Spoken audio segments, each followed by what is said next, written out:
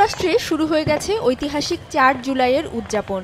দেশটির ২৪৮তম স্বাধীনতা দিবস উপলক্ষে আতশবাজির ছটায় মেতে উঠেছে নিউ ইয়র্কের জনপদ।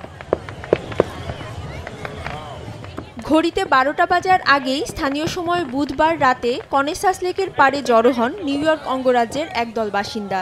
ছুটির আমেজে থাকা মার্কিনিরা আতশবাজি ফোটানোর মাধ্যমে একটু আগেই শুরু করেন উদযাপন।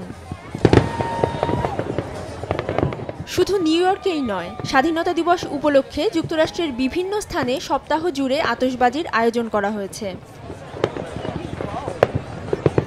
প্রতিবছর এই আয়োজন দেখতে জড়ো হন লাখ লাখ মানুষ।